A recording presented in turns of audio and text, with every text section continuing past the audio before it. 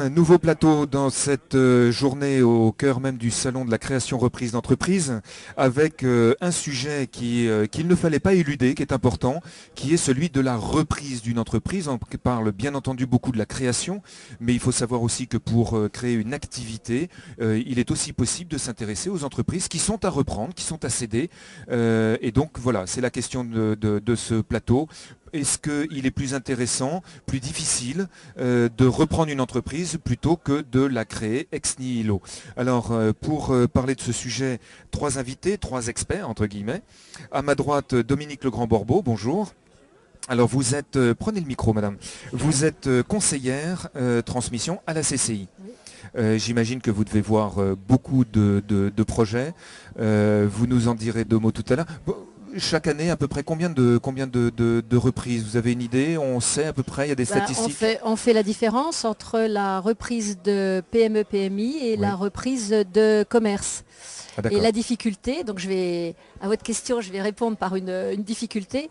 En fait, quand il s'agit de reprise de fonds de commerce, on saurait dire, là je ne pourrais pas vous le dire dans l'instant, on le sait le dire, car Oui. juridiquement on sait le tracer. Quand il s'agit de reprise de titres, on ne sait pas les tracer d'une façon aussi claire. D'accord. Donc je ne réponds pas aussi clairement à votre question. Bien, on passera à d'autres questions tout à l'heure. Oui, Vous aurez des celle-ci est questions de complexe, rattrapage. techniquement elle est complexe. Alors, à vos côtés, un expert comptable, Sylvain Clément-Vils. Bonjour monsieur. Prenez le micro. Bonjour. L'expert comptable, c'est un point incontournable dans la création et dans la reprise d'entreprise. C'est vous qui allez étudier finalement la faisabilité économique un petit peu de l'entreprise.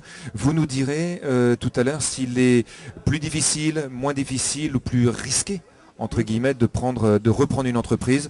Un premier mot à ce sujet-là, un premier avis? Non, c'est souvent, ça présente souvent une plus grande facilité de reprendre une entreprise de manière à profiter de l'existence et de ne pas avoir à monter tout le dossier financier et de bénéficier déjà du financement de l'entreprise qui existe, plutôt que d'avoir à tout renégocier. Déjà, c'est une première approche qui rend la chose plus facile. Ça permet de démarrer tout de suite très haut, alors que le créateur est obligé de monter tout son projet de zéro. Voilà. C'est déjà une première approche. Et à vos côtés, Jean-Pierre Vidot, vous êtes responsable du service économique à la CMA, à la Chambre de métier et d'artisanat. Alors, Oui. des reprises d'entreprises au sein de la Chambre de métier, j'imagine qu'on en a beaucoup. Alors, beaucoup, c'est peut-être exagéré, mais effectivement, il y en a, on fait tout pour. La spécificité un petit peu artisanat, c'est que lorsque on rachète une petite entreprise, on rachète le savoir-faire, et souvent ce savoir-faire dépend du cédant. Donc c'est toute la difficulté où il y a un accompagnement entre le cédant et le repreneur pour que le relais puisse se passer dans de bonnes conditions. Alors, vous abordez un point qui est très important, qui nous permet de rentrer tout de suite dans le vif du sujet. Est-ce que dans le cadre de la cession, de la reprise d'entreprise, il n'y a pas un fait essentiel qui est précisément la qualité même de l'entreprise qui tient à son créateur, qui va céder? Il y a un risque qui est important. Exactement, parce que tout le savoir-faire dépend du chef d'entreprise ou des salariés. Donc il y a un diagnostic à faire de l'entreprise pour savoir si, par exemple, les salariés, quel âge ont les salariés?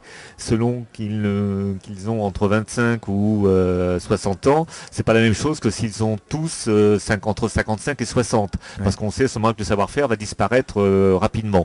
Donc il faut étudier toutes ces questions-là, hormis les questions financières après qui sont du rôle de l'expert comptable. Quel est selon vous le risque principal? La première chose à regarder sur le fait qu'une entreprise est reprenable ou pas? Et le risque principal, c'est qu'on achète du subjectif. Le savoir-faire, la clientèle, tout ça, c'est quelque chose qui ne se quantifie pas facilement. C'est quand même du concret. Il y a un chiffre d'affaires, il y a un certain nombre de clients, il y a ce savoir-faire. Ça, c'est de l'existant. C'est du concret et c'est du existant aujourd'hui. Mais il faut se projeter, quand on reprend une entreprise, il faut se projeter dans un avenir proche. Et là, on est dans du domaine qui n'est pas forcément quantifiable, qu'il faut évaluer et apprécier. D'accord.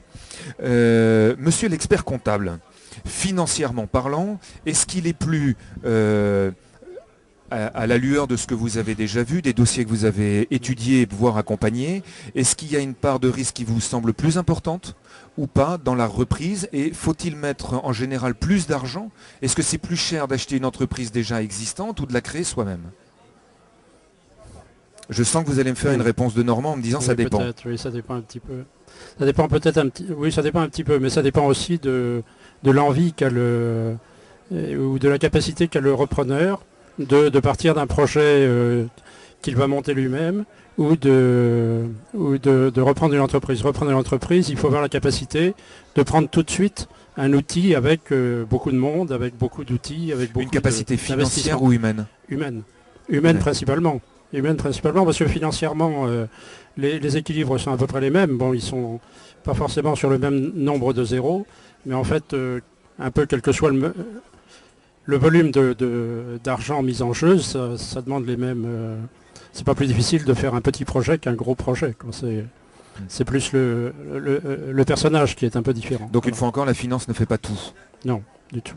Non. La finance est un outil à disposition du repreneur et dont il faut se servir. Les banquiers ont de l'argent et ils sont là pour nous aider. Et simplement, il faut prendre un projet qui est prenable et que le repreneur est en capacité de reprendre. Voilà. Alors Dominique Legrand-Borbeau, justement, les banquiers eux-mêmes, pour ce que vous en voyez jusqu'à présent, est-ce qu'ils vous semblent plus frileux quant à la reprise ou pas? Oui, la question n'est pas... c'est vraiment... Elle n'est pas sympa ma question. Non, elle n'est pas sympa. Est-ce que les Il y a banquiers... tout plein de banquiers ici qui peuvent vous répondre. On peut imaginer que le banquier soit rassuré par le fait que l'entreprise existe déjà, Oui. elle tourne, donc c'est plus rassurant. En Oui. revanche, il y a la part de risque, il faut investir plus, il faut s'investir dans une entreprise qui n'est Ouais. pas forcément la sienne. Ouais, Quelle est ouais, l'attitude des uns et des autres en fonction de ça? Écoutez, quand on entend des repreneurs, puisque moi je travaille avec des repreneurs dans le cadre de groupes de repreneurs, ils nous disent, pour ceux qui ont racheté, les 5 ou 6 derniers que je connais et qui ont racheté des titres de PME, nous disent, puisqu'ils ont racheté, ça veut dire qu'ils ont bien trouvé l'argent, les banquiers prêtent sur des bons dossiers et ils nous disent ne pas avoir rencontré de difficultés majeures. D'accord. Bon. Alors après, il reste pour vous à définir auprès des banquiers ce qu'ils appellent un Majeur. bon dossier. D'accord? Oui, et majeur, oui. Et majeur. Mais ce qu'ils appellent un bon dossier. Donc un bon dossier, c'est la rencontre du repreneur et de son projet. Mhm. Voilà le témoignage que je peux vous apporter, que j'ai eu en direct. D'accord. Quel est selon vous l'avantage de reprendre Ouais. plutôt que de créer? Alors l'avantage, c'est ce qui vous a été dit, c'est qu'on reprend un existant, donc on sait le mesurer, on sait le calibrer. Et il y a peut-être aussi un autre avantage, dans la mesure où, puisqu'il y a une exigence financière, il y a donc une exigence au niveau du sérieux du montage financier. Là-dessus, on ne peut pas se mettre dans l'improvisation. Il y a un montant à investir, il y a donc un business plan qui doit tenir la route, parce que l'arbitre final, c'est le banquier. D'accord?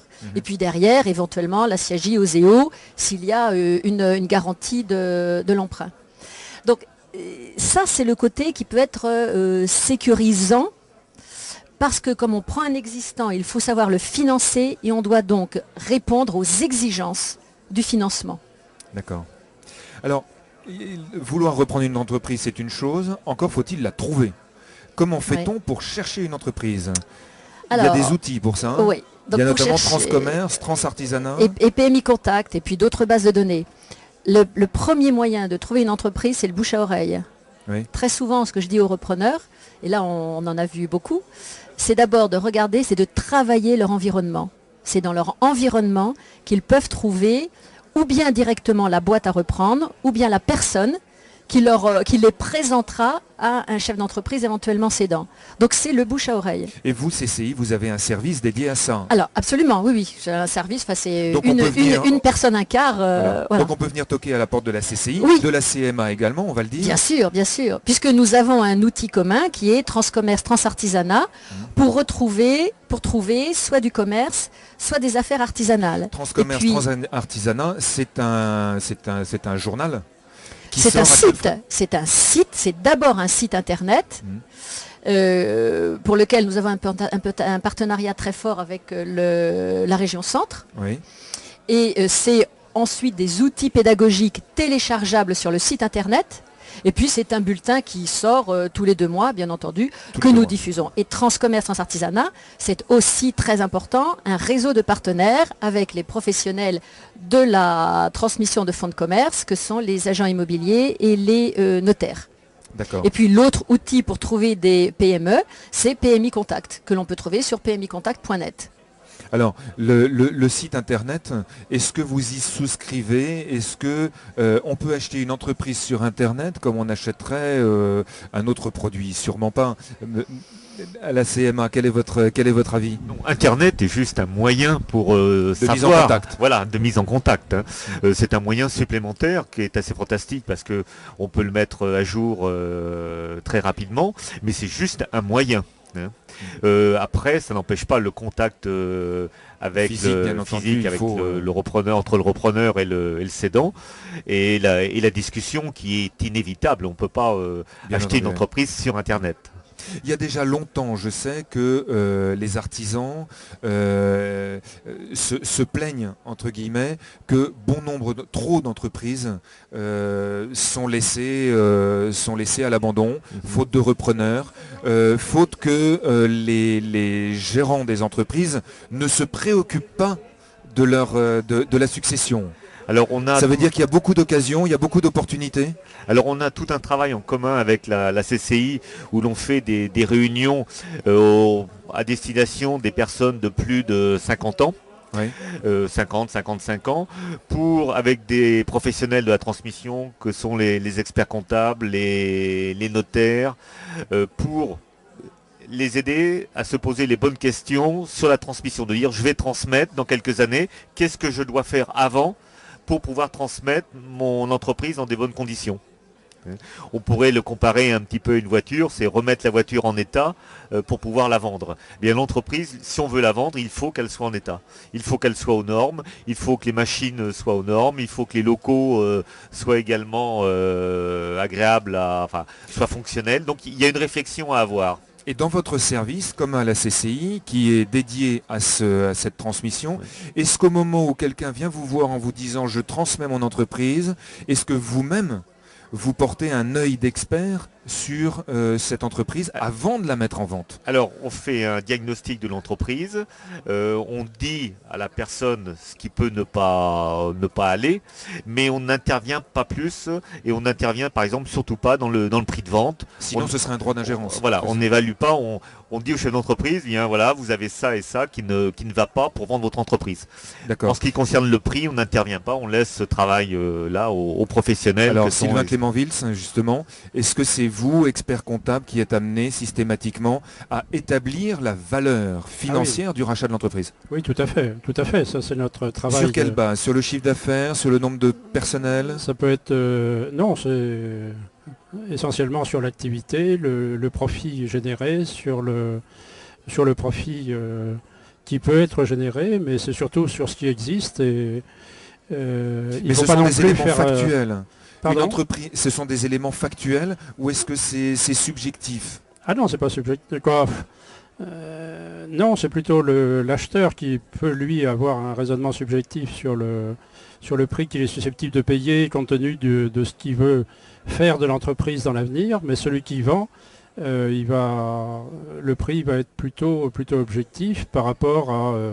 il va démontrer que sa mariée est belle, et donc qu'il a pu générer un certain nombre de profits, qu'il a une tendance qui est à la hausse. C'est pour ça que, comme disait le représentant de la chambre de métier, il faut que que la mariée soit préparée aussi. Donc en fait, il faut que les comptes soient nettoyés, il faut que on soit plutôt dans une phase ascendante, alors que les gens qui se préparent à la retraite ont un peu tendance à laisser tomber, à baisser la garde. Alors que si on veut vendre, il faut la monter de manière à pouvoir vendre dans de bonnes conditions. Alors, en termes en guise de conclusion, un mot à chacun, vous deux, vous aurez le temps d'y réfléchir. Le bon conseil pour un repreneur d'entreprise aujourd'hui, quel serait le bon conseil de l'expert comptable? À quoi faut-il être vigilant? Il faut bien regarder ce qu'on achète, de toute façon, et être bien accompagné. Accompagné. C'est-à-dire que la Chambre de commerce et la Chambre de métier offrent des tas d'outils de très très grande qualité, en termes d'information, en termes de formation, mais ce qui est propre à l'entreprise et aux repreneurs, c'est vraiment du coût humain, et il faut absolument qu'il soit accompagné par un expert comptable dans toute cette démarche de reprise. D'accord. Jean-Pierre Vidot pour la CMA, votre conseil aux repreneurs d'entreprise? Alors bon, il faut effectivement voir plein de choses dans l'entreprise, et le mieux quand on peut, c'est de rester en contact avec le cédant. Et lorsque l'on arrive à signer des contrats entre le cédant et le repreneur, où le cédant peut rester, alors ça peut être 3 mois, ça peut être 6 mois, mais négocier une période de transition, de gestion en qui dualité. se fait en douceur, et si ce couple-là marche bien, c'est une façon de repartir pour le repreneur sur des très bonnes bases. D'accord. Pour la CCI, madame, quel est votre bon conseil? J'imagine un peu le même. Je me placerai un peu plus sur le terrain de l'humain. On dit souvent aux repreneurs que quand ils vont rentrer en négociation, il va leur falloir autant de savoir-faire que de savoir-être. Le savoir-faire, c'est comment je négocie, comment je rentre en contact, comment je monte mon financement, comment je rédige mon protocole, mes garanties d'actifs, mes garanties de passifs. Mais avant tout, c'est une affaire d'humain, c'est une affaire de rencontre. Et donc, le savoir-être, c'est qui suis-je en tant que repreneur, qui ai-je en face de moi, comment je vérifie qu'il s'agit bien véritablement d'un cédant, Oui. parce qu'il peut aussi avoir des surprises sur ce plan-là, et comment j'établis cette relation de confiance, un vrai dialogue avec le cédant. Donc c'est autant de savoir-faire, des techniques, il faut savoir s'entourer, que de savoir-être, qui suis-je en tant que repreneur et comment mon projet est cohérent avec ce que je suis.